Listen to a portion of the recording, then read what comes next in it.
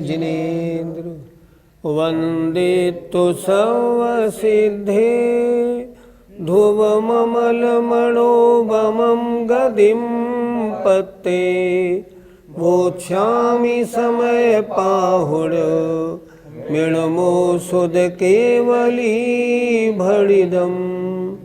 पंच परमेष्ठी भगवान की जय। सम्यक दृष्टि जीव भोग आदि के रूप अपने परिणामों में इच्छा क्यों नहीं करता, इसके बारे में गाथा नंबर 213। जो वेददि वेदिज्यदि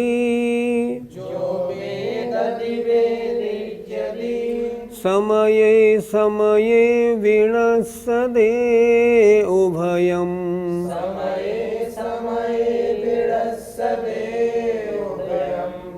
तम जानु गोदुणाणी उभयमभिणकंखदि कदावि। बोलो।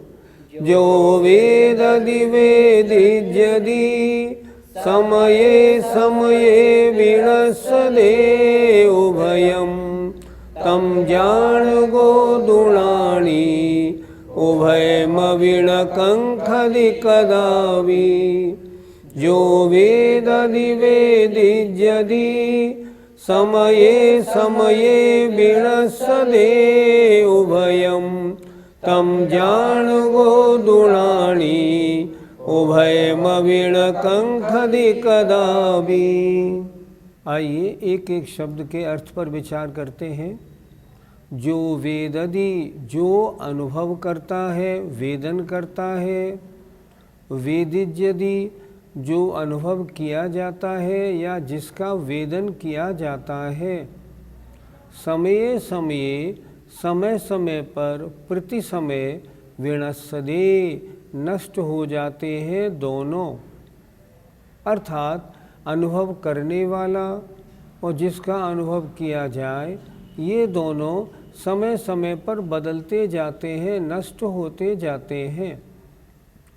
तम जान गोदुणाणी उनका जानने वाला ज्ञानी उभयमवि दोनों की णकंखदि आकांक्षा नहीं करता, कदावि कदापि।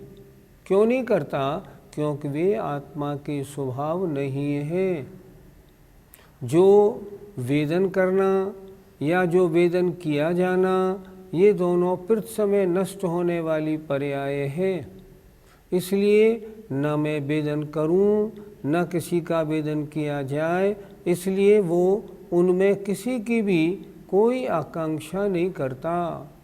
वो तो अपने में रहने में पूर्ण संतुष्ट है। फिर देखें एक बार। जो अनुभव करता है, वेदन करता है, और वेदिज्यदि जो अनुभव किया जाता है, जिसका वेदन किया जाता है। समय समय पर अर्थात प्रति समय उभयम माने दोनों नष्ट हो जाते हैं, बदलते रहते हैं। तम जान गोदुणाणी उनका जानने वाला जो ज्ञानी है, वह उभयमवि दोनों की ही कदापि माने कदापि आकांक्षा नहीं करता। क्यों? क्योंकि वे स्वभाव नहीं है। अर्थ देखें। जो राग पूर्वक जानने वाला भाव है और जो उसके द्वारा जाना जाता है, ये दोनों ही समय समय पर विनष्ट हो जाते हैं। इन दोनों में से जो किसी को भी अंगीकार नहीं करता है, अर्थात न राग पूर्वक जानता है, न राग पूर्वक जाना जाता है, किंतु केवल ज्ञायक मात्र होकर रहता है, वह ज्ञानी होता है। पंडित जी, वेद्य और वेदक भाव क्या होता है? एक ज्ञेय होता है और ज्ञायक होता है। ज्ञेय माने जो जानने योग्य है और ज्ञायक जो जानने वाला है। उसी तरह वेद्य जिसका वेदक किया जाए, जिसका वेदन किया जाए, और वेदक जो वेदन करने वाला है। मान लो एग्जाम्पल, ठंडाई पीनी है तो ठंडाई क्या है? ये वेद्य है, और ठंडाई पीने वाला क्या है, ये वेदक है। वेद्य वेदक भाव, मैं ठंडाई पीऊँ ऐसा परिणाम या ठंडाई पीने पर होने वाला परिणाम, ये दोनों परिणाम क्षण मात्र रहने वाले हैं। क्यों रहने वाले हैं? क्योंकि आत्मा के स्वभाव नहीं। पंचेंद्रियों के विषयों का वेदन होता है, तो जो जिसका वेदन किया जाता है वो भी क्षण क्षण नष्ट होने वाला है, और मैं इसका वेदन करूं ऐसा जो मेरा परिणाम है वो भी अभी है अभी नहीं, वो भी समय समय बदलता रहता है। क्यों बदलता है? आत्मा का स्वभाव नहीं, वह विभाव परिणाम है।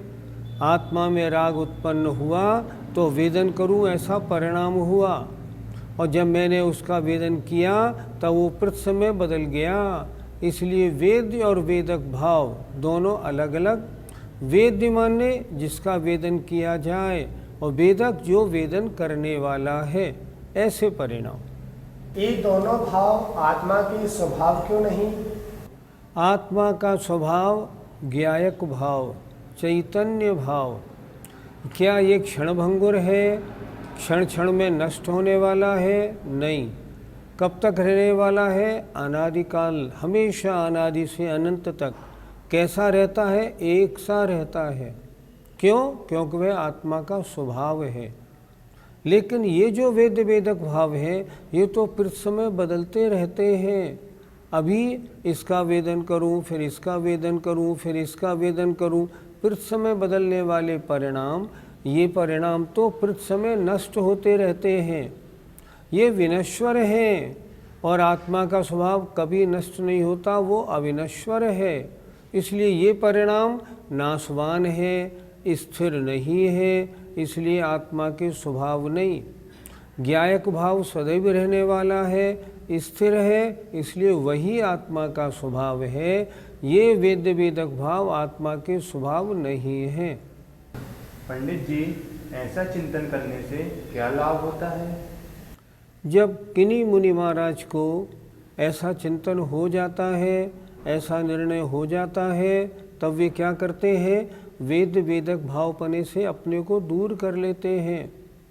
वो कहते हैं नहीं, ये तो राग की दशाएं हैं, ये मेरा स्वभाव नहीं, तो मैं न किसी का वेदन करूं, न किसी के द्वारा वेदन किया जाऊं, सबसे दूर हट जाता है वे। और वे क्या करते हैं? अपने स्वभाव में आ जाते हैं। मैं किसी वस्तु के प्रति क्यों राग करूं, वह मेरा स्वभाव नहीं। इसलिए उन दोनों से हटना ये इस चिंतन का परिणाम है। तो क्या ये ऐसा चिंतन करना उचित है? सर्वथा उचित, और ज्ञानी के तो होता ही है। ज्ञानी जानता है कौन से भाव मेरे हैं, कौन से भाव कभी नष्ट नहीं होने वाले, मैं उन्हीं भावों में अपना हमेशा हमेशा मन लगाऊं। इन विनश्वर भावों में राग द्वेष आदि में पड़ने का क्या काम, और वह उनसे दूर हो जाते हैं। गाथा 213 का पद्यानुवाद देखिए। संभोग भाव सब भोग्य पदार्थ भाई, प्रत्येक काल मिटते न यथार्थ थाई। ज्ञानी मुनीश इस भांति जभी लखेगा, कांक्षा पुनः किस लिए किसकी रखेगा। जरा समझे थोड़ा। संभोग भाव सब भोग्य पदार्थ भाई, जितने भी भोगने के भाग्य हैं और भोग्य पदार्थ हैं, ये प्रत्येक काल में नष्ट होते रहते हैं। यथार्थ थाई, थाई माने स्थायी, ये वास्तव में स्थायी रहने वाले नहीं हैं। ज्ञानी मुनि महाराज जब इस प्रकार लखेगा माने देखते हैं, तब कांक्षा पुनः किस लिए, तब मैं इनकी वांछा क्यों करूं, ऐसे वो किसी की वांछा क्यों रखेंगे? नहीं रखते। ज्ञानी की दशा पर कितना सुंदर पद्यानुवाद हुआ है। आइए गाथा नंबर 214 देखते हैं। बंधु बभोग निमित्तम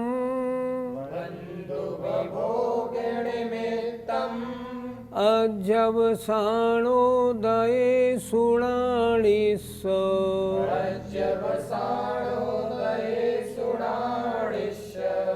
संसार देह विषयेषु नैवोपज्यते रागो। बोलिए। बन्धुवभोग निमित्तम् अध्यवसानोदये सुणाणिस्स संसार देह विषयेषु नैवोपज्यते रागो। बन्धुवभोग निमित्तम् अध्यवसानोदये सुणाणिस्स संसार देह विषयेषु नैवोपज्यते रागो।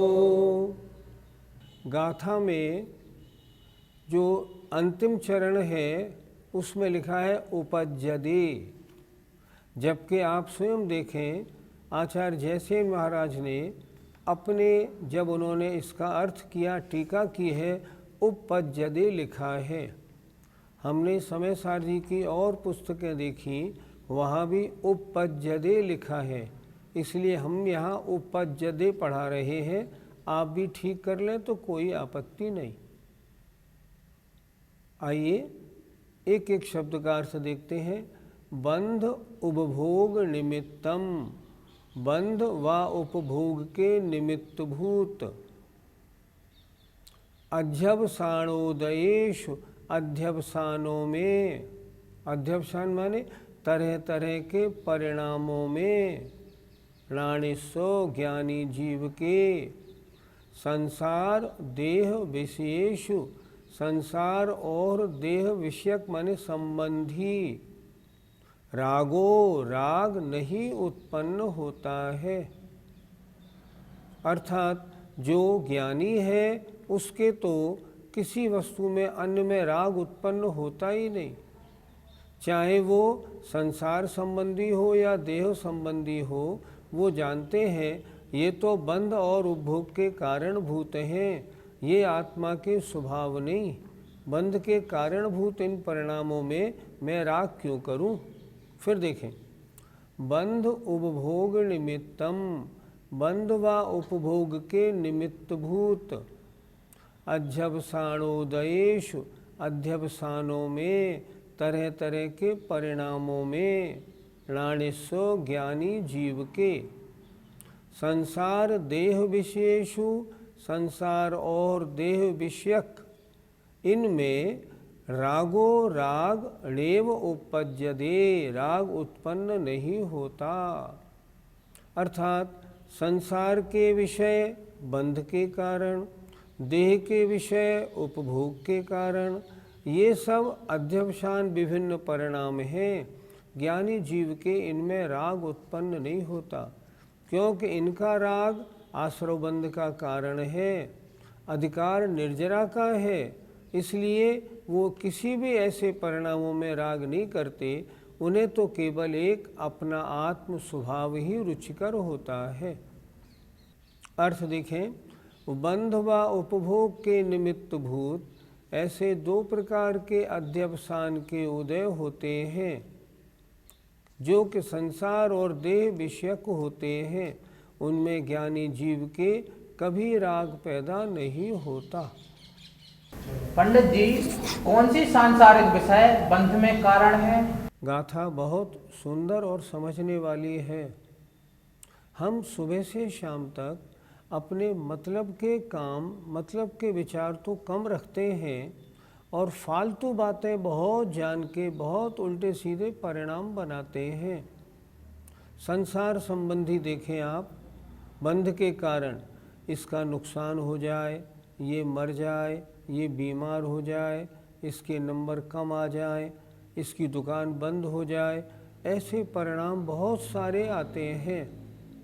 तो ये सारे संसार विषयक परिणाम हैं, ये बंध के कारण हैं, इनसे अपना लाभ नहीं। तो ऐसे जो अध्यवसान है या परिणाम है, उनमें ज्ञानी को रंच मात्र भी राग नहीं होता। हम और आप भी जरा विचारें, सुबह से शाम तक धार्मिक परिणाम कितनी देर होते हैं, जरा हिसाब तो लगाइए। 24 घंटे में हमारे धार्मिक परिणाम घंटे आधा घंटे मंदिर में बैठे स्वाध्याय में बैठे तो हो गए, वरना नहीं। शेष समयों में हमारे परिणाम फालतू के परिणाम रहते हैं। मैं ऐसे ऐसे व्यक्तियों को जानता हूँ 6-6 अखबार मंगाते हैं और 2-2 घंटे अखबार के पन्ने ही पलटते रहते हैं। उनको समय नहीं मिलता तो लेटरिन में भी अखबार ले जाते हैं। इन अखबार के पढ़ने से, सारी खबरों के पढ़ने से आत्मा का क्या लाभ होना। और अमेरिका में ये हो गया, इंग्लैंड में ये हो गया, होने दो ना। किस किस के बारे में क्या सोचेंगे। तो ये संसार संबंधी जितने भी विषय हैं या अध्यवसान हैं, सब बंध के कारण हैं। इनमें सम्यक दृष्टि ज्ञानी को रंच मात्र भी राग नहीं होता, उसका कोई भाव नहीं बनता। पंडित जी, शरीर संबंधी भोग के परिणाम कैसे होते हैं? ऐसा खाने को मिले, ऐसा पहनने को मिले, ऐसा शरीर संबंधी सारी क्रियाएं हों, ये संबंध पंचेंद्रियों के विषय संबंधी होते हैं। इसलिए शरीर संबंधी ये जो है ना, ये भोग निमित्तक होते हैं। ये परिणाम, ये भी परिणाम आत्मा को दुखदायी कर्म बंध में कारण है। सम्यक दृष्टि जीव की भोग भोगने की इच्छाएं नहीं होती। वो तो जो वस्तु मिलती है ना, उनको भी निरासक्त होकर उनका भोग करता है, आसक्ति पूर्वक भोग नहीं करता। इसलिए शरीर संबंधी जो भोग के कारण है, उनमें उसे रंच मात्र भी राग नहीं होता, उनकी इच्छा नहीं करता, उसमें नहीं उलझता। वो तो वहाँ से हटने की कोशिश करता है। ज़रा हम भी आप सोचें, हम भी कितने समय तक शरीर संबंधी पंचेंद्रियों के विषय संबंधी अपने परिणाम बनाते हैं। आज ऐसा खाना, ऐसा पीना, ऐसा ये सब परिणाम बेकार हैं। इनमें बिल्कुल नहीं उलझना चाहिए। हमको क्या करना चाहिए, जैसा मैंने बताया ना, पंचेंद्रियों के जो विषय हैं, शरीर संबंधी हैं, भोग के कारण हैं, जो मिल जाएं उनको निरासक्त होकर भोगना चाहिए। उनमें भी आसक्ति और पुनः प्राप्ति की वांछा नहीं करनी, नहीं तो अत्यधिक कर्मबंध में कारण हो जाएंगे। पंडित जी, क्या सम्यक दृष्टि जीव भोगों को नहीं भोगता? सम्यक दृष्टि के लिए रत्करण शावकाचार्य जी में आचार्य समंतभद्र महाराज लिखते हैं, कैसा होता है। संसार शरीर भोग निर्विण्ण, निर्विण्ण माने अनासक्त। संसार संबंधी, शरीर संबंधी, भोग संबंधी उसे आकांक्षाएं नहीं होती। भोग नहीं भोगेगा तो संसार में रहेगा कब, कैसे? संसार में रहने वाला पंचेंद्रियों के विषय संबंधी भोगों को, शरीर संबंधी बातों को तो भोगने वाला है ही, लेकिन होने के साथ साथ आसक्ति पूर्वक नहीं भोगता, निरासक्त होकर भोगता है। और अच्छी भाषा में समझे, उसे भोगना पड़ता है, भोगने की वांछा नहीं होती। दिन में 2 तरह के कार्य करता है। एक कार्य करता है संसार संबंधी, एक करता है परमार्थ संबंधी। परमार्थ संबंधी में जब जाता है ना, तो वहाँ से हटने का भाव नहीं बनता। संसार संबंधी कार्य करता है, वहाँ से हटने का भाव बनता है। एक बार आचार्य विद्यासागर जी महाराज से हमने प्रश्न किया, महाराज जी, सम्यक दृष्टि जीव की हल्के से पहचान बना दें कि हम कैसे पहचानें कि ये सम्यक दृष्टि है, मैं सम्यक दृष्टि हूँ। तो आचार्य जी ने बहुत सुंदर उत्तर थोड़ा सा छोटा सा दिया, आप भी इसको ध्यान रखना। जो जीव मंदिर जाते समय तो हंसता हुआ जाए और मंदिर से घर लौटते हुए रोता हुआ आए, समझना ये सम्यक दृष्टि है। क्या परिभाषा बताइए, देखो ना, जरा अपने में जोड़ो। हम तो मंदिर से जल्दी भागते हैं, चलो चलो दुकान का टाइम हो गया। और आचार्य श्री क्या कह रहे हैं, जो मंदिर जाते समय हंसता हुआ जाए, अशुभोपयोग से हटके, इस राग द्वेष के जंजाल से हटके, अब चलो भगवान की भक्ति में घंटे 2 घंटे लगाऊंगा। और जब मजबूरी बसात वहाँ से घर आए, तब रोता हुआ आए कि अरे अब फिर दोबारा मुझे वापस जाना पड़ रहा है, वहाँ तो फिर राग द्वेष के जंजाल में फंसूंगा। एक प्रकरण बहुत अच्छा याद आया। हमने कुंथलगिरी में शिविर लगाया था, उसमें बॉम्बे की एक लेडी आई थी, सीए की पत्नी थी वो, उनके 3 बच्चे थे। वो आई और पढ़ी। 12 दिन में हमने तत्वार सूत्र पूरा पढ़ाया। उन्होंने बहुत अच्छी तरह उसको पढ़ा। पढ़ने के बाद जब उन्होंने एग्ज़ाम दिया, बहुत अच्छे नंबरों से पास हुई। जब पास होने के बाद अपने घर जाने लगी तो हमने उनसे पूछा, तुम्हारा पीहर तो सूरत है और तुम्हारी ससुराल बम्बई है, अब यहाँ से कहाँ जाओगी? देखना ज्ञानी का उत्तर कैसा होता है। उन्होंने उत्तर दिया, अभी तक तो मैं आर्यखंड में थी, अब मलेच्छ खंड में जाऊंगी। क्या मतलब? अभी तक तो धार्मिक कार्यों में लगी थी, अब यहाँ से बॉम्बे जाना है, सुबह से शाम तक राग द्वेष के झगड़े में लगूंगी। ये क्या झगड़ा? आत्मा को बंद करने वाला।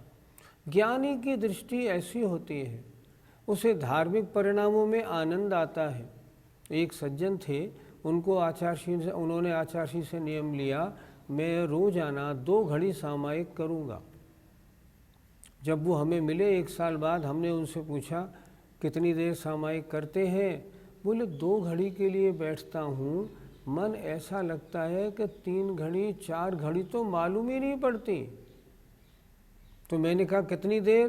1.5 घंटे 2 घंटे सामायिक करता हूँ, बहुत आनंद आता है। ज्ञानी की परिणति ऐसी होती है।